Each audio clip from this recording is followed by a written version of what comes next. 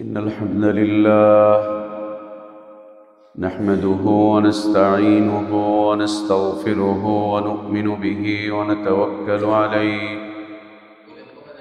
ونعوذ بالله من شرور أنفسنا ومن سيئات أعمالنا من يهده الله فلا مضل له ومن يضلل فلا هادي له وأشهد أن لا إله إلا الله وحده لا شريك له وأشهد أن محمدًا عبده ورسوله الذي أرسله بالحق بشيرًا ونذيرًا وداعيًا إلى الله بإذنه وسراجًا منيرًا أما بعد فإن خير الحديث كتاب الله وخير الهدي هدي محمد صلى الله عليه وسلم وشر الأمور محدثاتها وكل محدثة بدعة وكل بدعة ضلالة وكل ضلالة في النار يا أيها الذين آمنوا اتقوا الله حق تقاته ولا تموتن إلا وأنتم مسلمون يا أيها الناس اتقوا ربكم الذي خلقكم من نفس واحدة وخلق منها زوجها وبث منهما رجالا كثيرا ونساء واتقوا الله الذي تساءلون به والأرحام إن الله كان عليكم رقيبا يا أيها الذين آمنوا اتقوا الله وقولوا قولا سديدا يصلح لكم أعمالكم ويغفر لكم ذنوبكم ومن يطع الله ورسوله فقد فاز فوزا عظيما اللهم انفعنا بما علمتنا وعلمنا ما ينفعنا وزدنا علما اللهم إنا نعوذ بك من علم لا ينفع ومن قلب لا يخشع ومن نفس لا تشبع ومن دعوة لا يستجاب لها اللهم آت نفوسنا تقواها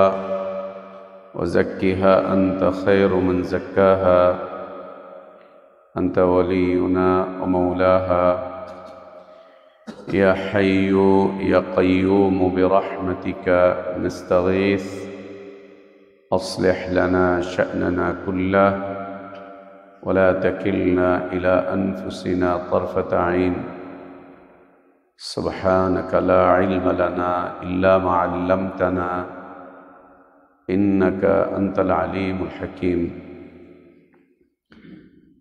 সমস্ত প্রশংসা যাবতীয় গুণগান একমাত্র কেবলমাত্র শুধুমাত্র আল্লাহ রব্বুল আলামিন আহকামুল হাকিমিন আরহামুর রাহিমিন ইলাহুল আলামিনের জন্য যিনি আমাদেরকে মুসলিম করে সৃষ্টি করেছেন,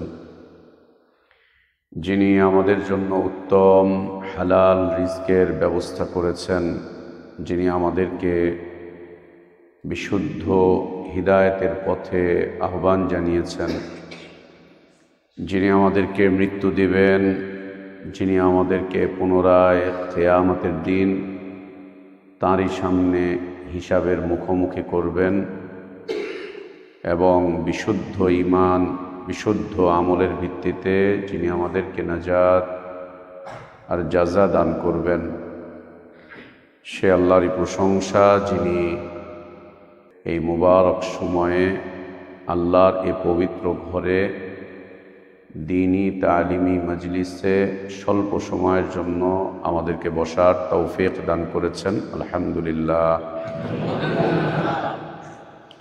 সালাতু সালাম আমাদের প্রিয় নবী মুহাম্মদুর রাসূলুল্লাহ সাল্লাল্লাহু আলাইহি ওয়া আলিহি ওয়াসাল্লামের প্রতি। আল্লাহ সুবহানাহু ওয়া তাআলা যাকে কল্যাণের আধার করে বিশ্ব মানবতার জন্য মুক্তির দূত করে পাঠিয়েছিলেন, যার আদর্শের বাস্তবায়ন করা প্রত্যেক জাতি, ধর্ম, বর্ণ নির্বিশেষে সকল শ্রেণী পেশার মানুষের জন্য ফরজ করে দেয়া হয়েছে, যার আদর্শের বাস্তবায়ন করা প্রকৃত হিদায়াত, কল্যাণ, নাজাত আর সফলতার একমাত্র পথ, সেই রসূলের প্রতি সালাতু সালাম। আল্লাহুম্মা সাল্লি আলা মুহাম্মদ ওয়া আলা আলি মুহাম্মদ কামা সাল্লাইতা আলা ইব্রাহিম ওয়া আলা আলি ইব্রাহিম ইন্নাকা হামিদুম মাজিদ। আল্লাহুম্মা বারিক আলা মুহাম্মদ ওয়া আলা আলি মুহাম্মদ কামা বারাকতা আলা ইব্রাহিম ওয়ালা আলি ইব্রাহিম ইন্নাকা হামিদুম মাজিদ। সম্মানিত উপস্থিতি, আল্লাহ তাবারক ওয়া তাআলার বিশেষ দয়ায়, বিশেষ অনুগ্রহে, তার বিশেষ করুণায় আমরা আল্লাহর পক্ষ থেকে আসা সর্বশ্রেষ্ঠ, সর্বশেষ, তার পছন্দনীয় দিনটুকু জানতে, বুঝতে, মানতে চেষ্টা করছি। আল্লাহর কাছে আমাদের দোয়া, আল্লাহ আমাদের এই দিনই জীবনটুকু কবুল করে নেন, আমাদের ভুলগুলো আল্লাহ সংশোধন করে দেন, আমাদের গুনাহগুলো, অন্যায়গুলো, অপরাধগুলো আল্লাহ মাফ করে দেন। আল্লাহ আমাদেরকে ঈমান আর ইসলামের প্রকৃত সৌন্দর্যের উপর বেঁচে থাকার তৌফিক দান করেন।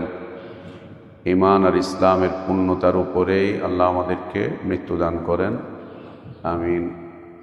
সম্মানিত উপস্থিতি, আল্লাহ আপনাদের এ পর্যন্ত আমাকে নিয়ে এসেছেন, এজন্য আন্তরিকভাবে আল্লাহর শুকরিয়া আদায় করছি, আল্লাহর কৃতজ্ঞতা স্বীকার করছি এবং আপনাদেরও শুকরিয়া আদায় করছি যে আল্লাহ আপনাদের কাছাকাছি আমাকে আসার তৌফিক দান করেছেন এবং আপনারাও সেই সুযোগটুকু করে দিয়েছেন।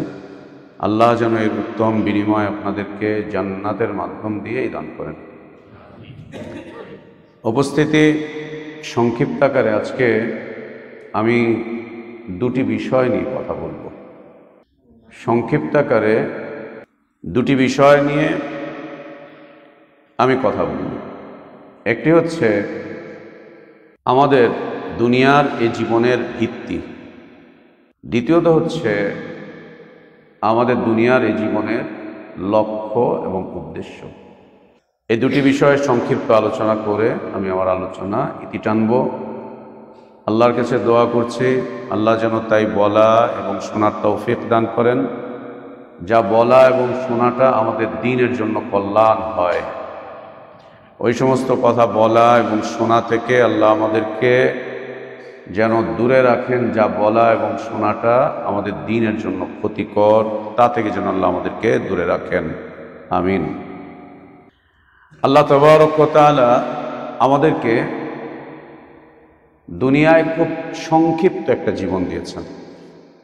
আখিরাতের জীবনের তুলনায় দুনিয়ার এই জীবন খুবই সংক্ষিপ্ত, এত সংক্ষিপ্ত যা কোনো হিসাবে বের হওয়ার মতো না, একদম সংক্ষিপ্ত দুনিয়ার এই জীবন। আখিরাতের জীবনের তুলনায় আমাদের দুনিয়ার এই জীবন কোনোভাবেই হিসাব মেলানো যাবে না। কিভাবে মেলাবো? আল্লাহ রসুল সাল্লাল্লাহু আলাইহি ওয়া আলিহি ওয়াসাল্লাম বলেছেন, আমারু উম্মতি মা বাইনা 60 ইলা 70 সানা। আমার উম্মতের বয়স 60 থেকে নিয়ে 70 এর মাঝামাঝি, কাছাকাছি। এর আগেও অনেকেই মারা যায়, এর পরে 2-4 জন হায়াত পায়। 70-এর উপরে বেঁচে থাকা মানুষের সংখ্যা খুব অল্প। 70 পর্যন্ত মানুষ হায়াত পাচ্ছে, তার চাইতে কমেও অনেকে মারা যায়। কেউ 30, 40, কেউ 18, 20, কেউ 10, 12, কেউ 2, 3 বছর, আবার কেউ জন্মের পর পর, আবার কেউ মায়ের গর্ভেই মারা যাচ্ছে। কিন্তু মধ্যম বয়সের কথা বলছেন নবী সাল্লাল্লাহু আলাইহি ওয়াসাল্লাম, মা বাইনা 60 ইলা 70 সানা, 60-70-এর মাঝামাঝি। এবং এমনটাই হলো নবী সাল্লাল্লাহু আলাইহি ওয়াসাল্লামের 60 এবং 70-এর মাঝামাঝি কোঠায় তিনি মারা গেলেন 63 বছর বয়সে। এবং 4 জন খলিফা আবু বকর, ওমর, ওসমান, আলী রাদিয়াল্লাহু আনহুম আজমাইন, তারাও মোটামুটি এই কোঠার মধ্যেই মারা গেছেন। অনেকেই তার আগে মারা গিয়েছেন, অনেকে তার পরে মারা গিয়েছেন। একটু মধ্যম বয়স, 60 থেকে নিয়ে 70 বছর। এই 60-70 বছরের জীবনে একটু তাকিয়ে দেখেন, আমরা কত আল্লাহর অবাধ্য হচ্ছি, হিসাব করে শেষ করতে পারবো না। আল্লাহর অবাধ্যতায় আমরা কতটা সময় ব্যয় করছি, আল্লাহর অবাধ্যতায়। যেটাই করি সেটাই আল্লাহর অবাধ্যতা, যেটাই করি সেটাই আল্লাহর অবাধ্যতা, যেটাই করি সেটাই আল্লাহর অবাধ্যতা। আমরা হিসাব নিকাশ করে খুব কম বলতে পারবো যে এটা আমি আল্লাহর আনুগত্যে করেছি। খুব অল্প 2-4টা আমল, বাদ বাকি সব আল্লাহর অবাধ্যতা। এই 60-70 বছরের জীবনে দেখেন কত মারামারি, কাটাকাটি, হানাহানি, ঝগড়া, বিবাদ, কত ধরনের দুষ্কর্ম, অন্যায়, অপরাধ, অত্যাচার, নির্যাতন, কত ধরনের লোভ, লালসা, কত ধরনের অজ্ঞতা, কত ধরনের পেরেশানি আমাদেরকে এই ছোট্ট জীবনটা ঘিরে ফেলেছে, ছোট্ট জীবনটাকে ঘিরে ফেলেছে। এই 60 বা 70 বছরের এই জীবনটা কতটুকু আর দেখেন, দেখতে দেখতে কেটে গিয়েছে।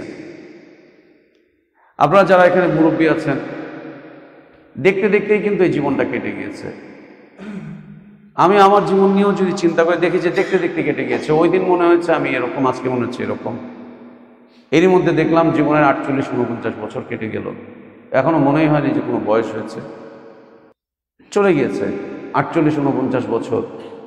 আর নবী সাল্লাল্লাহু আলাইহি ওয়াসাল্লামের মুবারক হাদিস অনুযায়ী হয়তো আর 10-15-20 বছর মানে জীবনটা পার হয়ে গেল।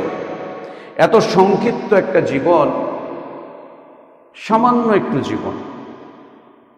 আখিরাতের জীবনের তুলনায় এই জীবন কিছু না, এত ছোট, এত ছোট। নবী সাল্লাল্লাহু আলাইহি ওয়াসাল্লাম বলছেন, কিয়ামতের দিন যেদিন আল্লাহ তাবারক ওয়া তাআলার সামনে আমাদেরকে দাঁড়াতে হবে, সেই একদিন হবে দুনিয়ার এই দিনের সমান 50,000 বছর। হিসাব করি তো, বাঁচবো 50 বছর। যেদিন আল্লাহর সামনে দাঁড়াতে হবে সেই দিন এই দিনের সমান যদি আমরা হিসাব করে যাই তো 50,000 বছরের সমান লম্বা হবে একটা দিন। একটা দিন হবে 50,000 বছরের সমান। পৃথিবীর বয়সও তো এত, পৃথিবীর বয়সও তো এত না। দুনিয়াতে মানুষের আগমনও তো এত বছর হয়নি, 50,000 বছর হয়নি। নবী সাল্লাল্লাহু আলাইহি ওয়াসাল্লাম মারা গেলেন মাত্র 1,500 বছর চলছে। ঈসা আলাইহিস সালাতু ওয়াস সালাম 2 বছরের একটু বেশি। মুসা আলাইহিস সালাতু ওয়াস সালাম তার চেয়ে একটু বেশি। ইব্রাহিম আলাইহিস সালাতু ওয়াস সালাম তার চেয়ে একটু বেশি। এইভাবে করে আদম আলাইহিস সালাতু ওয়াস সালাম পর্যন্ত কয় হাজার বছর আর গিয়েছে। যেদিন আল্লাহর সামনে আল্লাহ আমাদেরকে দাঁড় করাবেন, সেই দিন একদিন হবে দুনিয়ার এই দিনের তুলনায় 50,000 বছর। এই 50,000 বছর সমান একটা দিন আমাদেরকে আল্লাহর সামনে দাঁড়িয়ে থাকতে হবে আমাদের এই 60-70 বছরের জীবনের হিসাব দেওয়ার জন্য। নেন, হিসাব করেন কি সূক্ষ্ম হিসাব হবে সেদিন। আপনার আমার জীবনের কি সূক্ষ্মাতি সূক্ষ্ম হিসাব আল্লাহ সুবহানাহু ওয়া তাআলা নেবেন ওই একদিন, ওই একদিন। ওই হিসাব 50,000 বছরের সমান ওই দিবসটা যখন শেষ হয়ে যাবে, এরপরে শুরু হবে এমন এক দিবস যে দিবস আর কখনোই শেষ হবে না। অনন্তকাল আমাদেরকে সেখানেই পার করতে হবে। সেই কাল আর শেষ হবে না, সেই কাল আর শেষ হবে না, সেই কাল আর শেষ হবে না। অনন্তকাল সেই জীবন আর শেষ হবে না। অনেকে জিজ্ঞেস করে, তো খারাপ লাগবে না আমাদের যে জীবন শেষ হচ্ছে না, শেষ হচ্ছে না? কেন খারাপ লাগবে? দুনিয়ার জীবন শেষ হতেই তো আমাদের খারাপ লাগে, মনে হয় আরো বাঁচি, আরো বাঁচি, আরো বাঁচি, আরো বাঁচি, আরো বাঁচি। অসুস্থ হয়েছে, বিভাগীয় ডাক্তার বলেছে যে আর হবে না, যান চলে যান ঢাকায়, ঢাকায় গিয়েছে বলছে হচ্ছে না, যান ভারত, ভারতে গিয়েছে বলছে হচ্ছে না, যান সিঙ্গাপুর, সিঙ্গাপুর গেলে হচ্ছে না, আরো উন্নত চিকিৎসা, যান আমেরিকা। বাঁচার জন্য কত আকুতি, কত মিনতি, আরো বাঁচবো, আরো বাঁচবো, আরো বাঁচবো। জায়গা জমি টাকা পয়সা সব ফতুর করে দেয় আরেকটু লম্বা হায়াতের জন্য, কিছু বাঁচতে পারে না। দুনিয়ার এই জীবনের হায়াতের প্রতি আমাদের যে আকর্ষণ, বেঁচে থাকার, এটাই তো আমাদের শেষ হচ্ছে না। এত কষ্টের মধ্যেও আমরা মরতে চাই না, এত দুঃখ দুর্দশা পেরেশানির মধ্যেও তো আমাদের জীবনটা শেষ হোক, এটা আমরা চাই না। আর আখিরাতের জীবন যাদেরকে আল্লাহ সুখ স্বাচ্ছন্দ্য দিবেন, সুখে থেকে তারা কেনই বা চাইবে শেষ হয়ে যাক? যাদেরকে আল্লাহ সুখ দিবেন, স্বাচ্ছন্দ্য দিবেন, তারা কেন চাইবে যে আমার জীবন শেষ হয়ে যাক? আল্লাহ যেন আখিরাতের সুখ দিয়ে আমাদেরকে সুখী করেন, আখিরাতের শান্তি দিয়ে যেন আল্লাহ আমাদেরকে শান্তিময় করে তোলেন। পাশাপাশি আবার যাদেরকে আল্লাহ তাবারক ওয়া তাআলা আখিরাতে আযাব, শাস্তি, দুঃখ, দুর্দশার মধ্যে ঠেলে দিবেন, ওদেরও জীবন শেষ হবে না। ওরা আল্লাহর কাছে কাঁদবে, আল্লাহর কাছে বলবে, আবেদন করবে, অন্যদেরকে সুপারিশ হিসেবে দাঁড় করাবে যে তোমরা একটু আল্লাহকে বলে দাও না আমাদের জীবনটা যাতে এখানেই শেষ হয়ে যায়। আল্লাহ তাবারক ওয়া তাআলা বলবেন না, আল্লাহ তাবারক ওয়া তাআলা বলবেন শেষ হবে না। সুখের জীবনও শেষ হবে না, দুঃখের জীবনও সেখানে শেষ হবে না, একদম শেষ হবে না, চলমান থাকবে, চলমান থাকবে। সম্মানিত উপস্থিতি, আল্লাহ তাবারক ওয়া তাআলা দুনিয়ার এই সংক্ষিপ্ত জীবন আমাদেরকে দান করেছেন। দুনিয়াতে আসার আগে আমরা আরেকটা জায়গায় সময় কাটিয়ে এসেছি, সেটা ছিল মায়ের গর্ভ। মায়ের গর্ভে আসার আগে আমরা আরেকটা জায়গায় সময় পার করে এসেছি, সেটা ছিল রূহের জগৎ। রূহের জগৎ থেকে মায়ের পেট, মায়ের পেট থেকে দুনিয়ার এই পেটে, দুনিয়ার এই পিঠে, পেটে, এখানে আমাদের আগমন। এখানেও আমরা থাকতে পারবো না, যতই চেষ্টা করি, যতই প্রচেষ্টা চালাই, যতই আমরা ফিকির করি, যতই আমরা মেহনত করি, আমরা এখানে থাকতে পারবো না। আমাদেরকে জোর করে এখান থেকে বের করে দেওয়া হবে। সারা দুনিয়ার মানুষ মিলেও যদি একটা মানুষকে বাঁচিয়ে রাখার চেষ্টা করে, তাকে বাঁচিয়ে রাখতে পারবে না। সারা পৃথিবীর সব ডাক্তাররা, সারা পৃথিবীর সব বিজ্ঞানীরা মিলে যদি একজন মানুষের হায়াতকে থামিয়ে দিতে চায়, থামাতে পারবে না। যে আজকে থেকে তার হায়াতটা থামিয়ে দিলাম, হায়াত আর বাড়বে না, সে আর মরবে না। অথবা মৃত্যুপথযাত্রী, তাকে চেষ্টা ফিকির করে ওরে মরতে দিব না, যে কোনো উপায়ে সারা দুনিয়ার মানুষরা একসাথে মিলে চেষ্টা প্রচেষ্টা চালিয়েও একজন মানুষের মৃত্যু রোধ করতে পারবে না। বাধ্যতামূলক এখান থেকে বের হয়ে চলে যেতে হবে, বাধ্যতামূলক।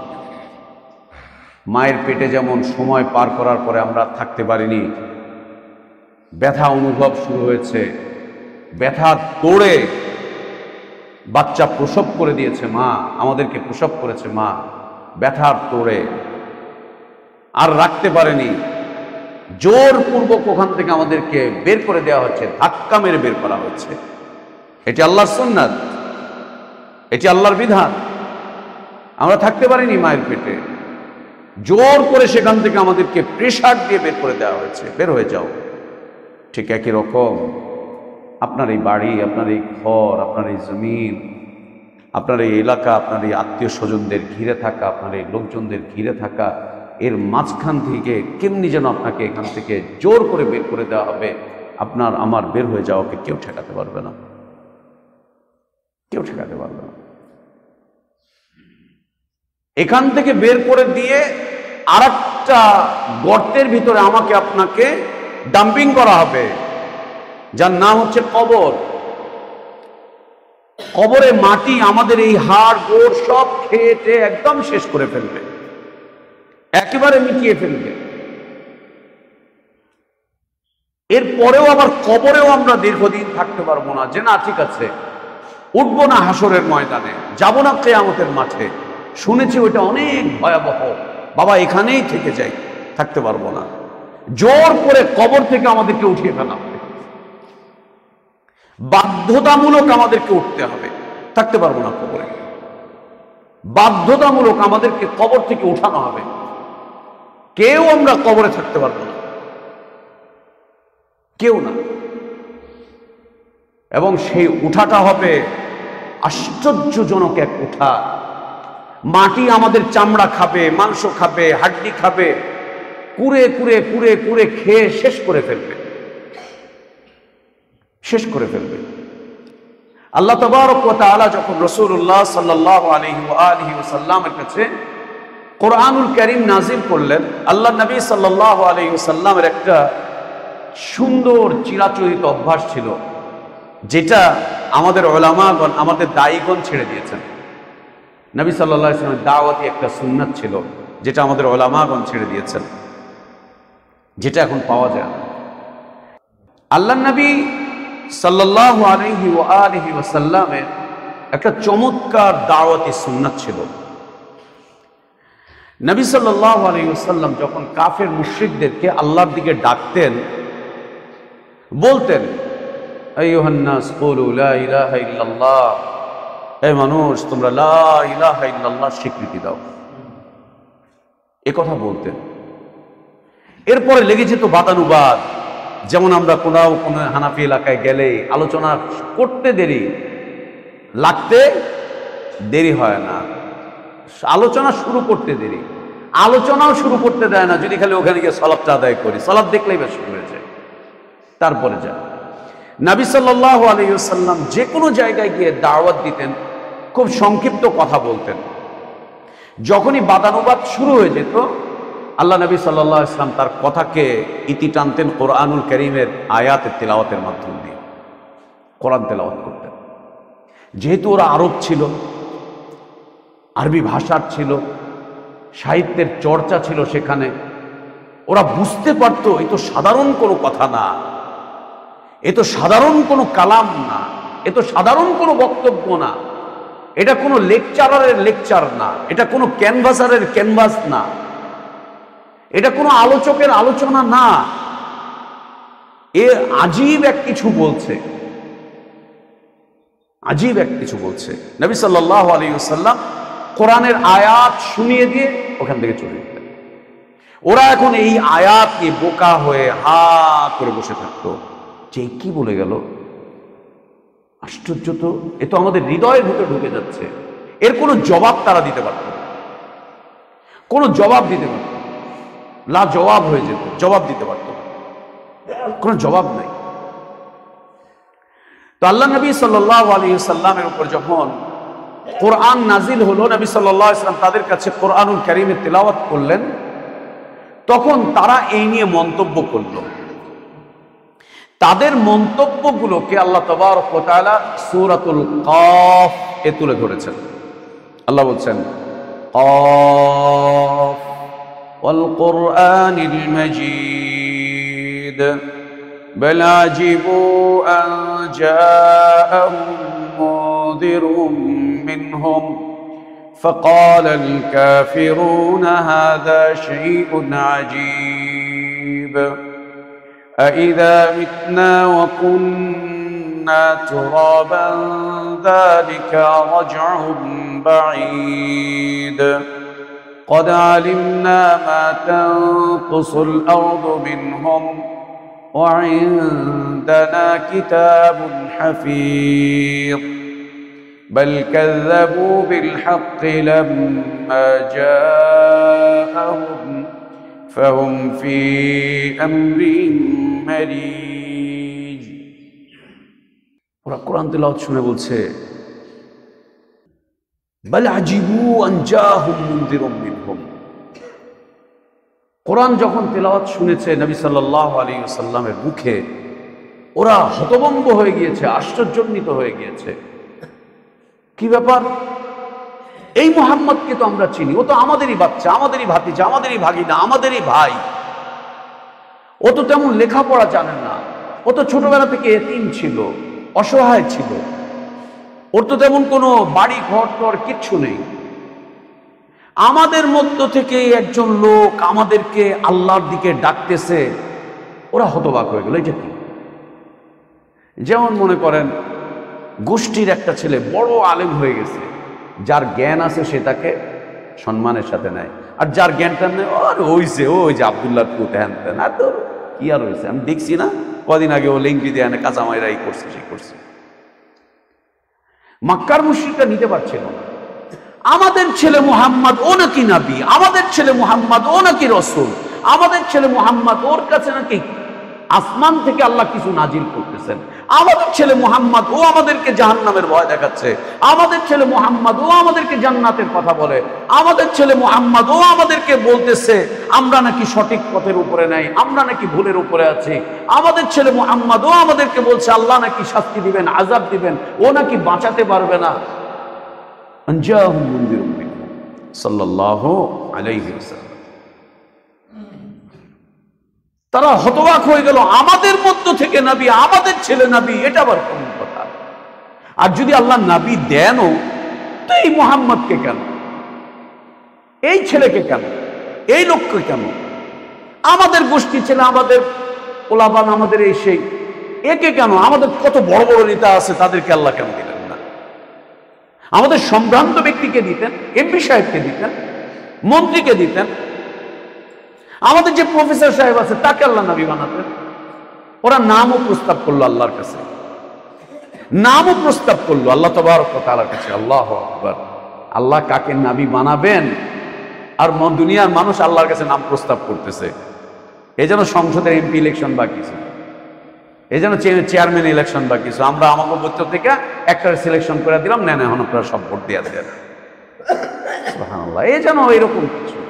ওরা নাম প্রস্তাব করলো, মক্কার 4-5 জনের নাম প্রস্তাব করলো আল্লাহর কাছে, তায়েফের 2-3 জনের নাম প্রস্তাব করলো। সেই সময়ের বাঘা বাঘা নেতা, শিক্ষিত মানুষ এদের নাম প্রস্তাব করে বলছে আল্লাহ যদি নবী বানান তো আমাদের এইখান থেকে কাউকে নবী বানান। কি একে নবী বানিয়েছেন? আমাদের পোলা ওই দিন দেখছি এরকম, আর সে আজকে এরকম বলে।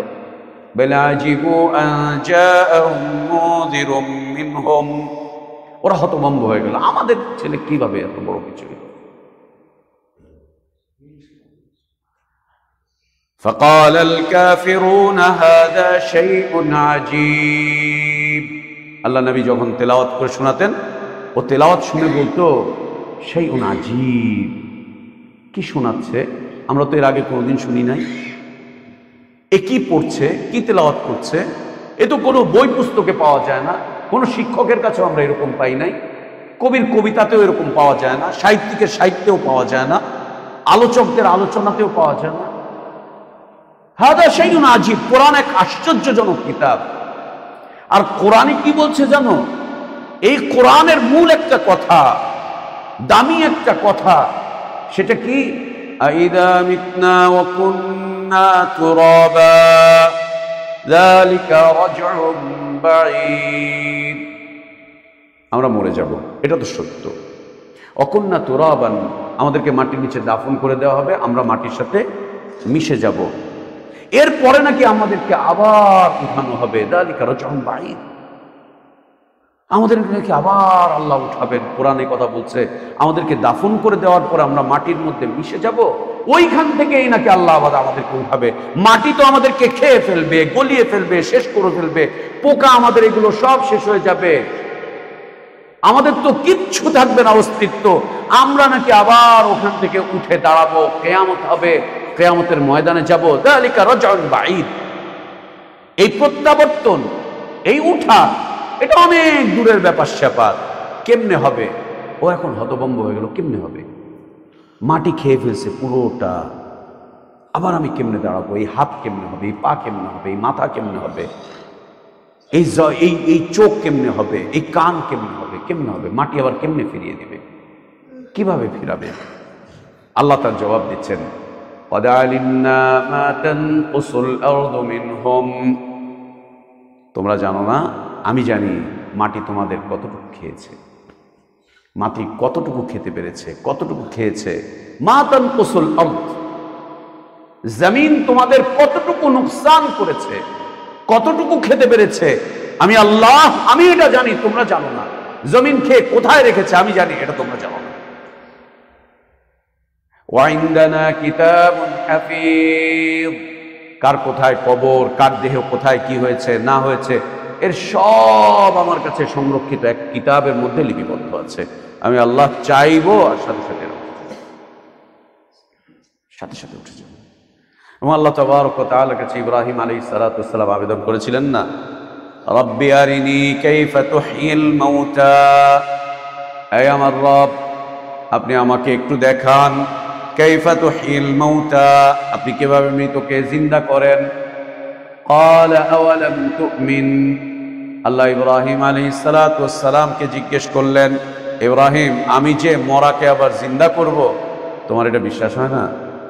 তিনি বলছেন, অবশ্যই হ্যাঁ, কেন না, বালা ওয়ালাকিন লিয়াতমাইন্না কলবি, আল্লাহ, আমি নিজের চোখে একটুখানি দেখে মুতমাইন হতে চাই, আমার দিলকে ঠান্ডা করতে চাই।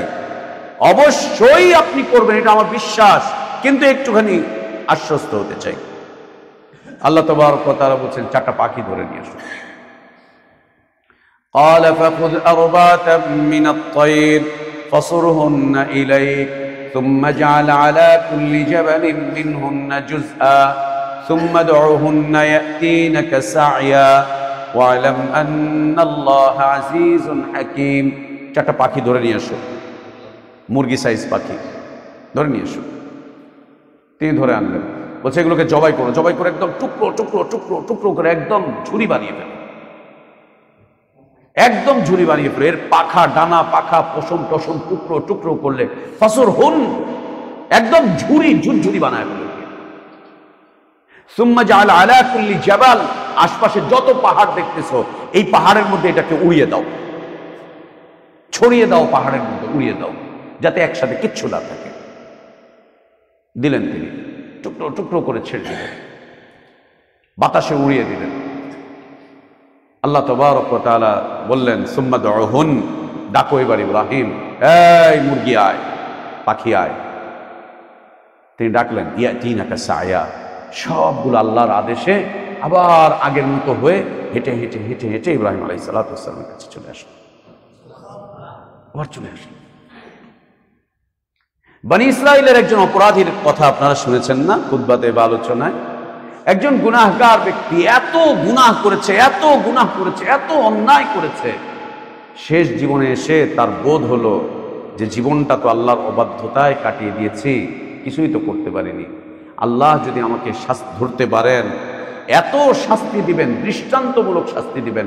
আল্লাহর শাস্তির ভয়ে মরার আগে তার ছেলেদেরকে ডাকলো, সবগুলো ছেলে আসলো। আসার পরে বলছে, বেটা, আমি যখন মরে যাব, মরে যাওয়ার সাথে সাথে আমাকে তোমরা আগুনে পুড়িয়ে ছাই করে ফেলবা, একেবারে আগুনে পুড়িয়ে একদম ছাই করে ফেলবা।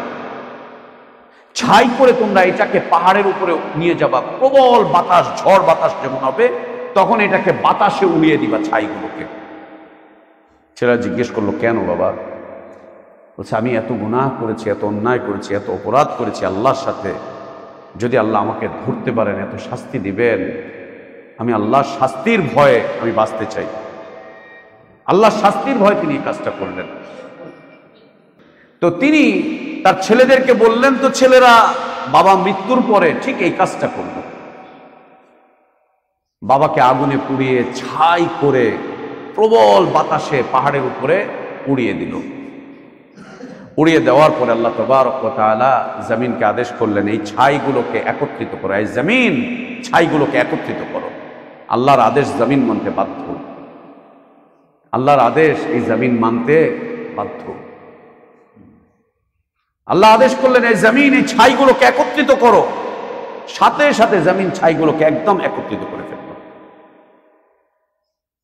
একত্রিত করার পরে আল্লাহ তাবারক ওয়া তাআলা এই ছাইগুলোকে বললেন, আবার আগের আকৃতি ধারণ করো। ঠিক আবার আকৃতি ধারণ করলো। আল্লাহ তখন তাকে জিজ্ঞেস করলেন, তুমি এই কাজটা কেন করলা? আল্লাহ তার এই বান্দাকে জিজ্ঞেস করছেন, তুমি এই কাজটা কেন করলা? কেন এই কাজ করেছো? তোমাকে কেন পুড়াতে বলেছো? কেন ছাই করতে বলেছো? কেন এভাবে উড়াতে বলেছো?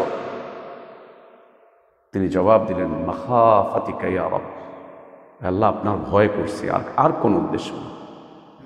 আল্লাহ আপনার ভয় করেছি, আপনার ভয় করেছি। আল্লাহ আপনাকে ভয় লাগতেছিল অনেক, এত গুনাহ করেছি, এত অবাধ্য হয়েছি, এত পাপ করেছি, আল্লাহ অনেক ভয় লাগতেছিল। এই ভয়ের কারণে আল্লাহ আমি এটা করতে আদেশ করেছি, অন্য কোনো কারণ না। আল্লাহ তাবারক ওয়া তাআলা তাকে ঘোষণা করছেন, যাও, তোমাকে এই শুধুমাত্র এই তাকওয়াটুকুর কারণে তোমাকে আমি ক্ষমা করে দিলাম। আল্লাহ তাকে ক্ষমা করে দিলেন, আল্লাহর ভয়, আল্লাহ ক্ষমা করে দিলেন। এই যে দুইটা বিষয়, একজন মানুষ ছাই হয়ে গিয়েছে, আল্লাহ তাকে একত্রিত করলেন। চারটা মুরগি এভাবে করে ঝুরি করে ফেলা হয়েছে, আল্লাহ বলছেন, ইব্রাহিম ডাকো, চলে আসবে তোমার কাছে হাঁটতে হাঁটতে। ওদিকে কাফেররা বলছে, আইদা মিতনা ওয়া কুননা তুরাবান, আমরা মরে যাব, মাটি হয়ে যাব, শেষ হয়ে যাব, ভ্যানিশ হয়ে যাব একেবারে, এরপরে নাকি আবার আমাদেরকে ওখান থেকে উঠানো হবে। যালিকা রাজউন বাঈদ, না এটা হবে না, ধুর, ফালতু কথা, এটা মুহাম্মদের কথা সাল্লাল্লাহু আলাইহি সাল্লাম, এটা ফালতু কথা, এটা কি হয় নাকি? আজকে পর্যন্ত দেখলাম না কোনো কবর থেকে কেউ উঠে আসতেছে, কি বলে না বলে। যালিকা রাজউন বাঈদ, আল্লাহ তাবারক ওয়া তাআলা বলছেন, তোমরা আর কতটুকু জানো? কাদ আলিমনা, অবশ্যই আমি জানি, জ্ঞান আমার আছে। মাটি আর কতটুকু খেতে পেরেছে সব আমি এগুলো হিসাব করে রেখেছি। মাটিকে শুধু আল্লাহ তাবারক ওয়া তাআলা আদেশ করবেন, আল্লাহর আদেশে ইসরাফিল আলাইহিস সালাতু ওয়াস সালাম সিংহায় ফু দিবেন, ফু দেওয়ার সাথে সাথে আল্লাহর আদেশে এই সারা পৃথিবীর কবরের নিচে শুয়ে থাকা মানুষগুলো সব উঠে দাঁড়িয়ে যাবে। যখন দাঁড়াবে, কারো শরীরেই কোনো পোশাক থাকবে না, সবাই উলঙ্গ, নারী এবং পুরুষ সব উলঙ্গ, কারো পায়ের নিচে কোনো স্যান্ডেল থাকবে না। সবগুলো মানুষ খাতনাবিহীন অবস্থায় উঠবে, মুসলিম হোক কাফের, সব খাতনাবিহীন, খালি পায়ে, খালি গায়ে কবর থেকে উঠে দাঁড়াইয়ে এইভাবে করে দেখতে থাকবে। আশ্চর্য তো, এটা কি, এটা কি কেউ চিনতে পারবে না দুনিয়াতে। তখন উঠবে, উঠে আর কেউ চিনতে পারবে না যে এটা কি, কোথায় আমরা, এই এলাকা তো চিনি না, কিচ্ছু চিনতে পারবে না। উঠবে, উঠে সব হতভম্বের মতো তাকিয়ে থাকবে, তাকিয়ে তাকিয়ে দেখবে কিচ্ছু নাই, এটা কি, ধুধু ময়দান, পুরো খালি, পুরো খালি, মানুষ আর মানুষ, পুরো খালি, আর সব মানুষ উলঙ্গ, সব মানুষ খাতনাবিহীন, সব মানুষ খালি পা। তখনই আল্লাহ তাবারক ওয়া তাআলা মালাইকাদেরকে পাঠাবেন যে এদেরকে কিয়ামতের ময়দানে হাঁকিয়ে নিয়ে যাও। পিছন থেকে মালাইকারা ড্রাইভারের ভূমিকা পালন করবে। আমরা তো গাড়ির ড্রাইভারকে দেখি সামনে, তাই না? সেদিন পিছন থেকে হাঁকিয়ে বলবে, চল আল্লাহর সামনে চল, চল আল্লাহর সামনে চল, যা আল্লাহর সামনে যা, আল্লাহর সামনে যা। পিছন থেকে হাঁকাতে থাকবে। গরুকে হাঁকাই না আমরা, ছাগলকে হাঁকাই না, এভাবে করে মানুষগুলোকে হাঁকানো হবে। সূরাতুল কাফ পড়বেন, আল্লাহ বিস্তারিত বর্ণনা দিয়েছেন। এভাবে করে হাঁকাতে থাকবে পিছন থেকে, আর বলতে থাকবে। আর যদি কাফের মুশরিক হয় তো পিছন থেকে থাপ্পড় মারবে, যা হাট, হাট আল্লাহর সামনে হাট, যা যা, চল যা, চল। ছাগলকে যেতে বলেন, ছাগল যায় না, তখন কি করে? লাঠি দিয়ে বাড়ি মারে। গরু ঠেডা মেরে বসে আছে, লাঠি দিয়ে মারে। এইভাবে করে হাঁকাতে থাকবে পিছন থেকে, বলবে চল আল্লাহর সামনে চল। হাঁকাতে হাঁকাতে নিয়ে যে দাঁড় করাবে কিয়ামতের ময়দানে, হিসাব নিকাশের ময়দানে, আল্লাহর সামনে, আল্লাহর সামনে দাঁড় করাবে। সুবহানাল্লাহ, আল্লাহর সামনে দাঁড় করাবে। উম্মুল মুমিনিন আয়েশা রাদিয়াল্লাহু আনহা, আল্লাহ নবী সাল্লাল্লাহু আলাইহি ওয়াসাল্লামের মুখে যখন এই হাঁকানের কথা শুনলেন, উলঙ্গ মানুষগুলোর কথা শুনলেন, নারী পুরুষ একসাথে হবে এগুলো শুনলেন, তখন বলছেন, ইয়া রাসূলুল্লাহ, আমিও কি ওখানে এরকম পুরুষদের মাঝে থাকবো? বলছে, হ্যাঁ আয়েশা, তুমিও থাকবে। ইয়া রাসূলুল্লাহ, আমিও কি উলঙ্গ থাকবো? বলছে, হ্যাঁ তুমি উলঙ্গ থাকবে। ইয়া রাসূলুল্লাহ, আমার লজ্জা লাগবে না? একজন নারী, লজ্জা লাগবে না? নবী সাল্লাল্লাহু আলাইহি ওয়াসাল্লাম বলছেন, আয়েশা, ময়দানটা এত ভয়াবহ ময়দান হবে, মানুষ ভুলেই যাবে কে নারী আর কে পুরুষ। এত কঠিন ময়দান হবে, এত কঠিন অবস্থা হবে, মানুষ ভুলে যাবে ওর শরীরে কাপড় আছে না নেই, কে উলঙ্গ কে কাপড় পরা, কেউ এইদিকে তাকাবে না। ওইটা মজা করার জায়গা না, ওইটা হাঁটি সাত্তার জায়গা না, ওইটা কেউ কারো দিকে তাকাতে পারবে না। সবাইকে এভাবে করে আল্লাহর সামনে দাঁড় করানো হবে। সবার মুখে তখন একটাই বিষয় থাকবে, আমি কেমনে বাঁচবো, নফসি নফসি নফসি নফসি নফসি, একটাই উচ্চারণ হতে থাকবে, নফসি নফসি নফসি নফসি নফসি নফসি। আমার কি হবে, আমি কেমনে বাঁচবো, আমার বাঁচার রাস্তাটা কি, আমার উপায়টা কি, আমি কি করব, আমি বাঁচবো কিভাবে, আমি বাঁচবো কিভাবে।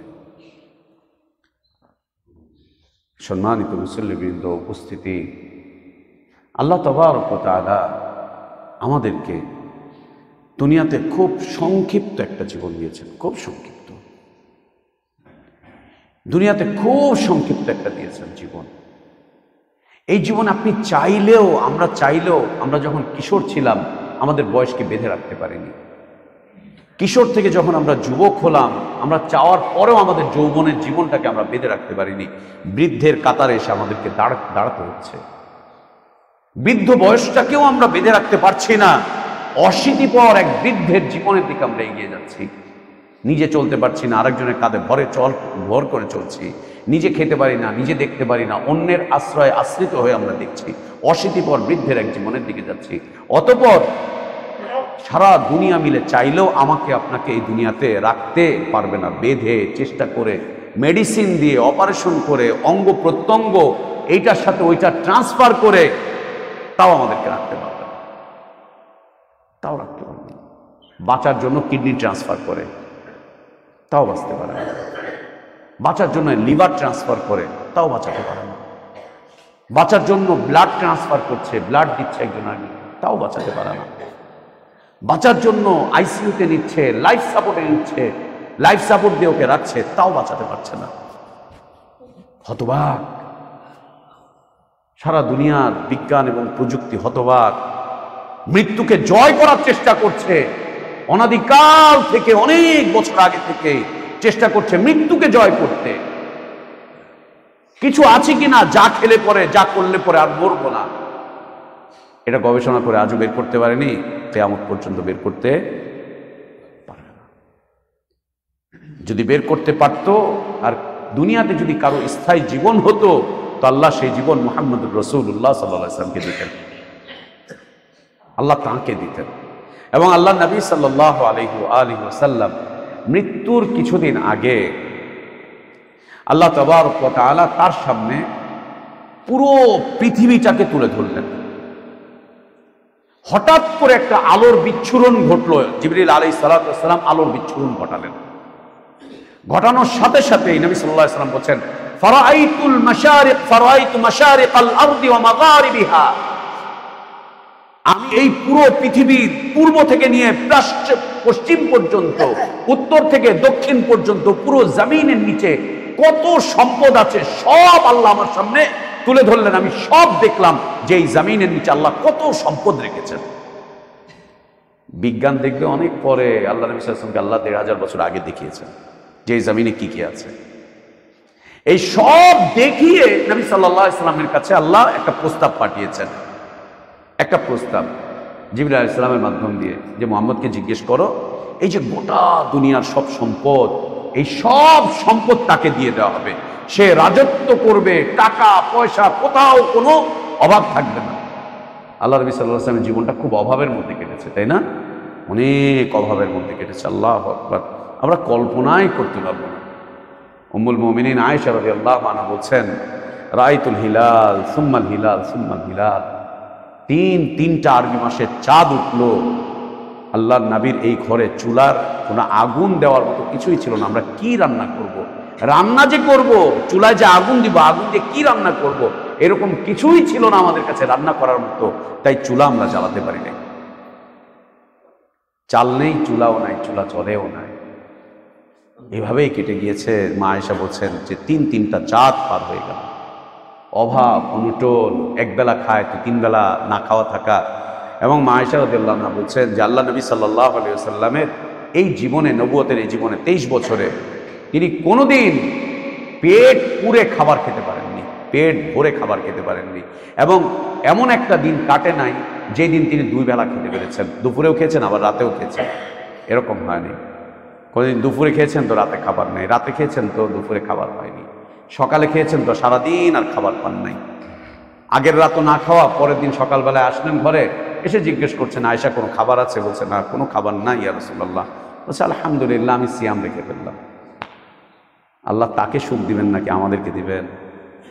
আলহামদুলিল্লাহ, আমি সিয়ামের নিয়ত করলাম। আবার সিয়ামের নিয়ত করে ঘরে আছেন, হঠাৎ করে খাবার চলে এসেছে, কেউ কেউ এসে দিয়ে গিয়েছে, তখন বিসমিল্লাহ বলে খাওয়া শুরু করে দিয়েছেন, নফল সিয়াম ভেঙে ফেলেছেন। খুব কষ্টের মধ্যে কেটেছে, দারিদ্রতার মধ্যে কেটেছে আল্লাহ নবী সাল্লাল্লাহু আলাইহি ওয়াসাল্লামের জীবন। শেষ জীবনে এসে দেখেন আল্লাহ তাবারক ওয়া তাআলা একটা পরীক্ষা নিচ্ছেন। পুরা জমিনের নিচে যত সম্পদ আছে, খনিজ সম্পদ, জমিনে যা আছে সব আল্লাহ তাবারক ওয়া তাআলা তাকে দেখিয়ে দিলেন, পূর্ব থেকে পশ্চিম পর্যন্ত, উত্তর দক্ষিণ যা আছে। নবী সাল্লাল্লাহু আলাইহি ওয়াসাল্লাম দেখলেন। দেখার পরে তার কাছে একটা প্রস্তাব পাঠানো হলো, জিবরাইলকে জিজ্ঞেস করো, এই পুরো সম্পদের প্রতিনিধিত্ব তাকে দেওয়া হবে, মালিকানা তাকে দেওয়া হবে, এই সব সম্পদ তার জীবন যাপন করার জন্য তাকে দিয়ে দেওয়া হবে। সে যেভাবে ইচ্ছা এটা ব্যবহার করবে, ব্যবহার করে দুনিয়াতে আরো কিছুদিন বেঁচে থাকবে, আরাম আয়েশ করবে, আরাম আয়েশ করে দুনিয়াতে বেঁচে থাকবে, অথবা সে আমার কাছে চলে আসবে, অথবা সে আমার কাছে চলে আসবে। আল্লাহ নবী সাল্লাল্লাহু আলাইহি ওয়াসাল্লামকে জিজ্ঞেস করা হলো। নবী সাল্লাল্লাহু আলাইহি ওয়াসাল্লাম জিবরিল আলাইহিস সালাতু ওয়াস সালামকে জবাব দিয়ে দিলেন, আমি আল্লাহর কাছে চলে যাব, আমি থাকবো না এই দুনিয়ায়, আমি এই দুনিয়ায় থাকবো না। এত সম্পদ পেয়েও বলছিলাম এই দুনিয়া থাকবো না, আমি চলে যাব আল্লাহর কাছে, আমি থাকবো না এখানে, আমি আল্লাহর কাছে চলে যাব। নবী সাল্লাল্লাহু আলাইহি ওয়াসাল্লাম এই দৃশ্য দেখার পরে মা আয়েশার কাছে আসলেন। আসার পরে মা আয়েশা রাদিয়াল্লাহু আনহা বলছেন যে আয়েশা, আল্লাহ আমাকে ইখতিয়ার দিয়েছেন, আমি দুনিয়াতে আরাম আয়েশ করে আরো কিছুদিন থাকবো, অতঃপর আমি মৃত্যুর মাধ্যম দিয়ে আল্লাহর কাছে চলে যাব, অথবা আমি এখনই চলে যাব আল্লাহর কাছে। মা আয়েশা রাদিয়াল্লাহু আনহা অত্যন্ত আবেগাপ্লুত হয়ে বললেন, ইয়া রাসূলুল্লাহ, আপনি আল্লাহকে জানিয়ে দেন যে আপনি আরো কিছুদিন আমাদের সাথে থাকতে চান, আরো কিছুদিন আমাদের সাথে থাকবেন। আল্লাহ নবী সাল্লাল্লাহু আলাইহি ওয়াসাল্লাম বললেন যে আয়েশা, ওটা পার হয়ে গিয়েছে, আমি আল্লাহকে জানিয়ে দিয়েছি, আমি চলে যাবো আল্লাহর কাছে, থাকবো না, আমি আল্লাহর কাছে চলে যাব, আমি এখানে থাকবো না, থাকবো না এখানে। আল্লাহ নবী সাল্লাল্লাহু আলাইহি ওয়াসাল্লামকে আল্লাহ দুনিয়াতে স্থায়ী জীবন দেননি, তাকে আল্লাহ লম্বা হায়াত দেননি, তাকে আল্লাহ তাবারক ওয়া তাআলা চিরঞ্জীব করেননি। যদি কেউ দুনিয়াতে অনেক লম্বা হায়াত পেত, তাহলে সেই লম্বা হায়াত পাওয়ার যোগ্য ব্যক্তিত্ব ছিলেন মুহাম্মদুর রাসূলুল্লাহ সাল্লাল্লাহু আলাইহি ওয়াসাল্লাম। তিনি যেহেতু থাকতে পারেননি, তা আমরাও এখানে থাকতে পারবো না, এটা আমাদেরও থাকা সম্ভব না। এখান থেকে আমাদেরকে বের হয়ে চলে যেতে হবে, বাধ্যতামূলক বের করে দেওয়া হবে। এই যে ছোট্ট জীবন, এই জীবন নিয়ে কত কামড়া কামড়ি, কত প্রস্তুতি, কত লেখাপড়া করা, কত ঘুষ, কত জুয়া, কত দুর্নীতি, কত শিরক, কত বিদআত, কত কুফরি, কত নাস্তিকতা, কত আল্লাহদ্রোহিতা, কত মারামারি, কত কাটাকাটি, কত জ্বালাও পোড়াও আন্দোলন, কত খুন খারাপি, কত রক্ত প্রবাহিত করা, এই সব করেও তো আমরা দুনিয়ায় থাকতে পারছি না, দুনিয়া আমরা থাকতে পারছি না। আল্লাহ তাবারক ওয়া তাআলা এই ছোট্ট জীবনটা আমাদেরকে দিয়েছেন, দিয়ে আল্লাহ বলছেন, আফাহাসিবতুম আন্নামা খালাকনাকুম আবাসা ওয়া আন্নাকুম ইলাইনা লা তুরজাউন।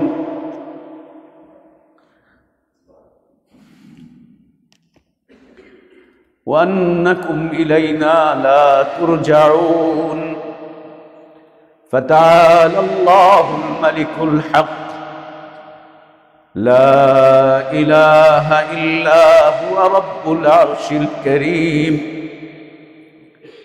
আল্লাহ জিজ্ঞেস করছেন পৃথিবীর মানুষকে, আপনাকে, আমাকে, আমাদের সবাইকে, আফাহাসিবতুম, তোমরা কি এই ধারণা করে বসে আছো, আন্নামা খালাকনাকুম আবাসা, তোমাদেরকে দুনিয়াতে আমি অনর্থক পাঠিয়েছি, দুনিয়াতে যাবে, টাকা কামাই করবে, মারামারি করবে, কাটাকাটি করবে, ঝগড়া করবে, বিবাদ করবে, অন্যায় করবে, অত্যাচার করবে, শিরক করবে, কুফরি করবে, বিদআতি কাজকর্ম করবে, নাস্তিক হবে, মানুষের মাল লুণ্ঠন করে খাবে, ঝগড়া বিবাদ করবে, রক্তপাত করবে। তোমরা কি মনে হয় যে এই জন্যই পাঠিয়েছি তোমাদেরকে আমি দুনিয়াতে?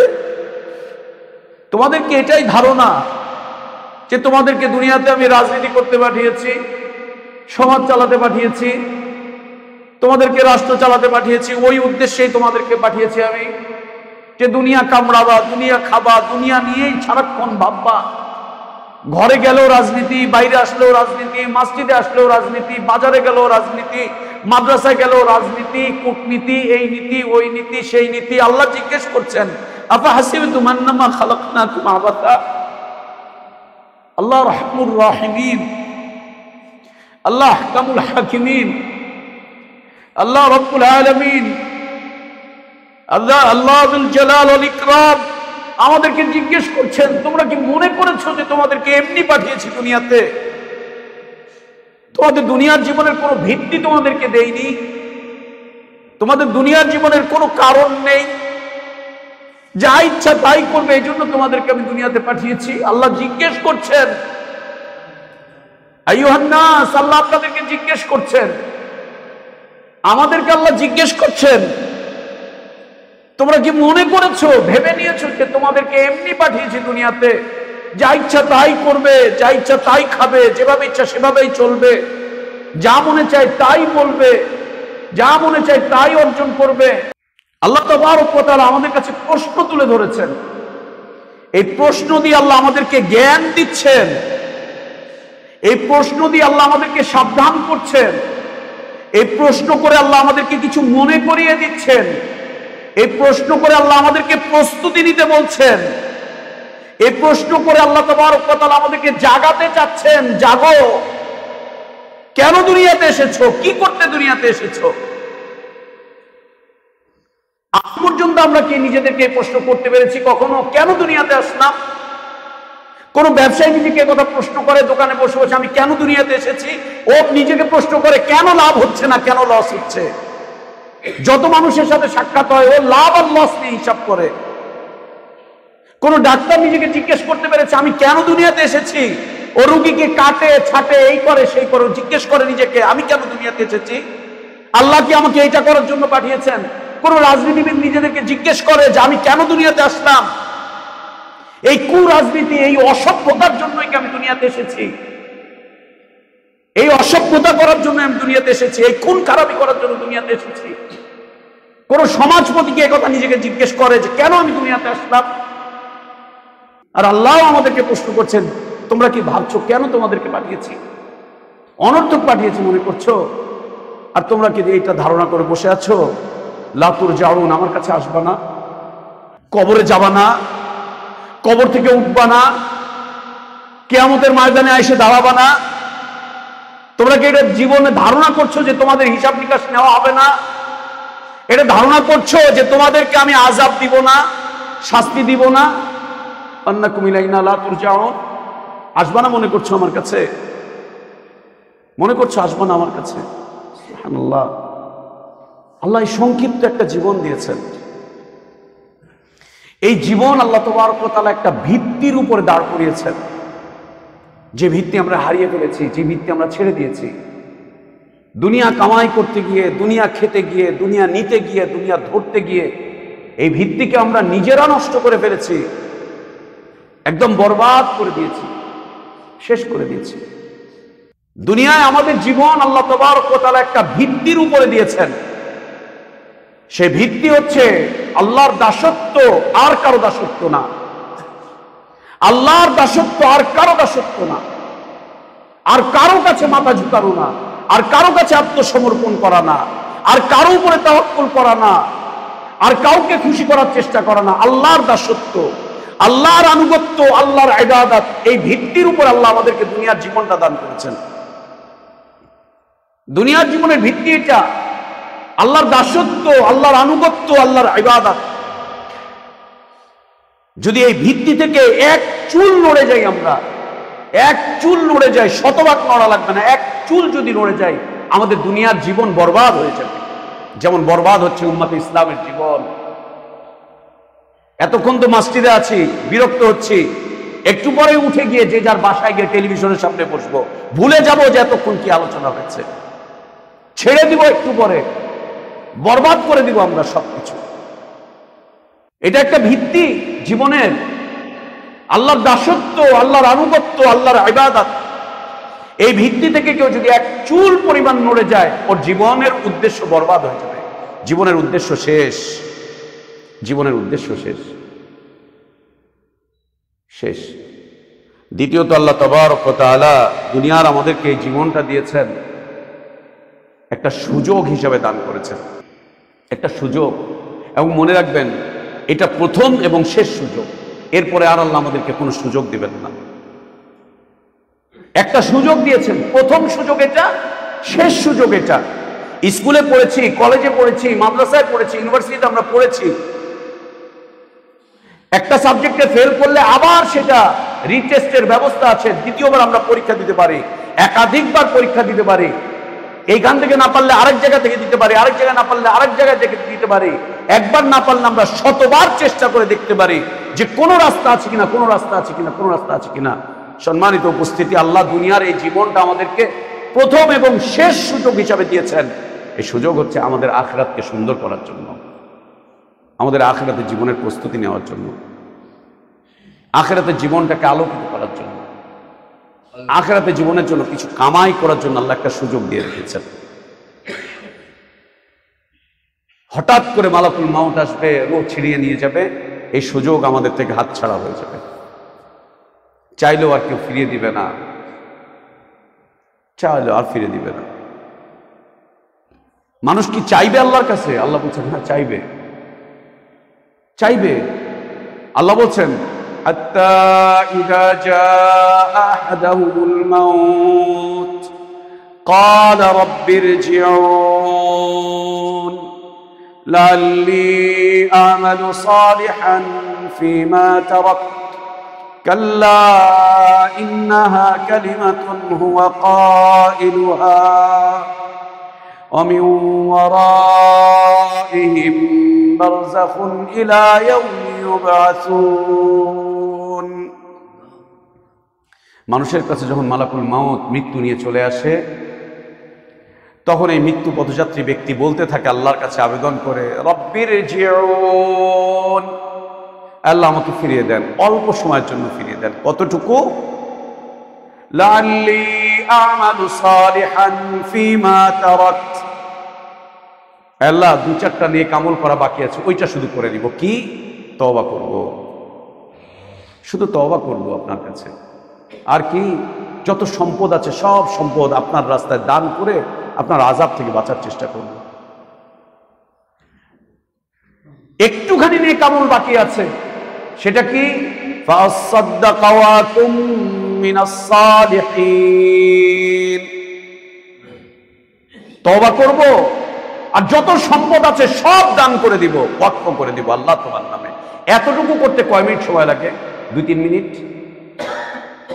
আল্লাহকে বলবো আল্লাহ আমি ক্ষমা চাচ্ছি তোমার কাছে, সব কিছু থেকে আমি ক্ষমা চাচ্ছি, এটা বলতে কতক্ষণ লাগবে? ওযু করব, 2 রাকাত সালাত আদায় করব, সিজদায় গিয়ে আল্লাহর কাছে তওবা করব। আর সন্তানদেরকে ডেকে বলবো বাবা যা আছে এই সব আল্লাহর রাস্তায় দান করে গেলাম, তোমরা ভুলে যাও তোমার বাবা তোমাদের জন্য কিচ্ছু রেখে যায় নাই, ভুলে যাও, সব দান করে গেলাম। এতটুকু করতে যতটুকু সময় লাগবে, আয় আল্লাহ ততটুকু সময় শুধুমাত্র আমাকে দেন। আল্লাহ বলছেন ওয়ালান ইউআখিরাল্লাহু নাফসান ইযা জাআ আজালুহা, ওয়ালান ইউআখিরাল্লাহু নাফসান ইযা জাআ আজালুহা। মানুষের নির্দিষ্ট সময় যখন চলে আসবে, নির্দিষ্ট সময় যখন চলে আসবে, তখন আর তাকে এক মুহূর্ত দেওয়া হবে না। আল্লাহ বলছেন কাল্লা, ওর আবেদন গ্রহণযোগ্য নয়। ইন্নাহা কালিমাতুন হুয়া কাইলুহা, এটা ওর একটা আবেদন ছিল মাত্র, যা সে আবেদন হিসেবে আমার সামনে উপস্থাপন করেছে। ওয়ামিন ওয়ারাইহিম বারযাখুন ইলা ইয়াউমি ইউবআসুন, তার মৃত্যুর পরে আরেকটা জীবন অপেক্ষা করছে, সেটা বারজাখ জীবন। ওইখানে সে থাকবে কিয়ামত পর্যন্ত, সেখানে থাকবে, বাধ্যতামূলক যেতে হবে। সম্মানিত মুসল্লিবৃন্দ, প্রিয় মুসলিম ভাইরা, আল্লাহ তাবারক ওয়া তাআলা প্রথম এবং শেষ একটা সুযোগ দিয়েছেন। এই হায়াতটুকু যতটুকু বাকি আছে, আমরা কেউ জানি না কার কতটুকু বাকি আছে, একটা সুযোগ আমাদের জন্য, আমরা যেন আমাদের আখিরাতের জীবনটাকে সুন্দর করে নেই। আমরা মনে করছি ক্ষমতায় যাওয়াটাই হচ্ছে আমার উদ্দেশ্য, আমার মনে করছি চাকরি পাওয়াটাই উদ্দেশ্য, মনে করছি আমার ব্যবসায় সফলতাটাই আমার উদ্দেশ্য, মনে করছি গাড়ি বাড়িটাই আমার উদ্দেশ্য, মনে করছি আমার সন্তানদেরকে লেখাপড়া করিয়ে বড় কিছু বানিয়ে যাওয়াটাই আমার উদ্দেশ্য।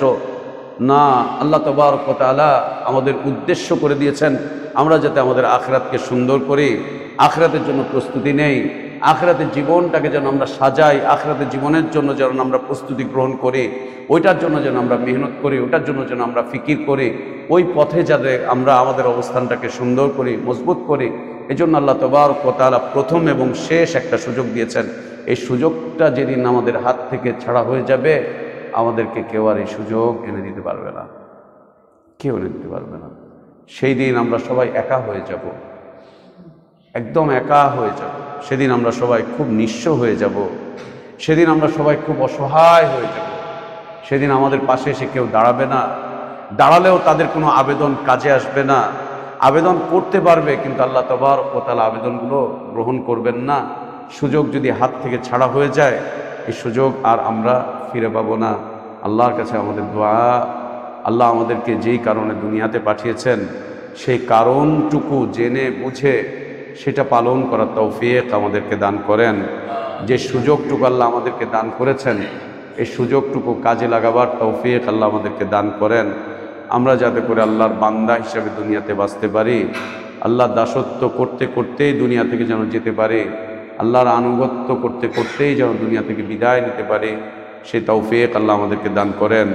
আল্লাহ আমাদের ইলমে বারাকাত দান করেন, হায়াতে বারাকাত দান করেন, আমাদের রিজকে বারাকাত দান করেন, আল আউলাদে বারাকাত দান করেন। আল্লাহ আমাদের এই মসজিদকে কবুল করে নেন, এই মসজিদের সাথে সংশ্লিষ্ট সকল ভাই বোনদেরকে আল্লাহ কবুল করেন। আল্লাহ আমাদের গুনাহগুলোকে মাফ করে দেন, অন্যায়গুলোকে আল্লাহ মাফ করে দেন। আল্লাহ আমাদেরকে তার বান্দা হিসেবে দুনিয়াতে বেঁচে থাকার তৌফিক দান করেন। তার দাসত্ব করতে করতে দুনিয়া থেকে আল্লাহ আমাদেরকে বিদায় করেন। এমন অবস্থায় আল্লাহ আমাদেরকে দুনিয়া থেকে উঠিয়ে নেন। দুনিয়ার এপারে থাকবে দুনিয়া এবং দুনিয়ার সব কিছু, মৃত্যুর ওপারে যেন আল্লাহ আমাদের জন্য মাগফিরাত রাখেন, জান্নাত রাখেন, জান্নাতুল ফিরদাউস রাখেন। আল্লাহ তা দান করেন আমাদেরকে। আল্লাহুম্মা আমিন। ওয়া আখির দাওয়ানা আলহামদুলিল্লাহি রাব্বিল আলামিন। ওয়া সাল্লাল্লাহু ওয়া সাল্লামা ওয়া বারাকা আলা নবিয়িনা মুহাম্মদ ওয়া আলা আলিহি ওয়া আসহাবিহি আজমাইন।